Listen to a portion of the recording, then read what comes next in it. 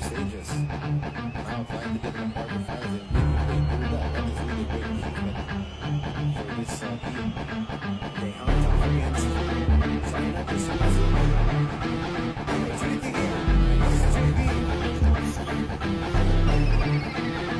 Tara dito sa lugar na aking kinalakihan, kung saan pinamumugaran ng matitigas. Bawal dito ang mga pahina-hinang nilalang. Pag sinabi mo na kampukutan ng malalakas, tsak na may kalalagyan mga ugaling balagbag. Kung maangas-angas ka, hindi ka pwedeng lumapag. Kilalanin mo kung sino dapat napakisamahan. Mga taong respetado at tunay na papalag. Kaya bago ka pumasok dito sa aming teritoryo, mas maigi nang aralin mong bawat patakaran. Sapagkat iba ang kinatatakutan, kaya mas pangilabutan ka sa iginagalang ng iilang. Respetadong nilalang dito sa aming baluarte, kilalang mabait ngunit galit sa salbahe. Ako ay tumatak bilang kuyang mapagmahal, isa sa respetado dito sa aming lugar. Ito ang aming baluarte, pugad ng matitigas. Kami ay respetado, wag ka dito mag-angas. Siguradong beng-beng ang aabuti sino man ang mga has. Beng-beng ang dadanasin, may kastigin mga has. Aming baluarte, pugad ng matitigas. Kami ay respetado, wag ka dito mag-angas. Siguradong beng-beng ang aabuti sino man ang mga has. Beng-beng ang dadanasin, may kastigin mga has. Paglabag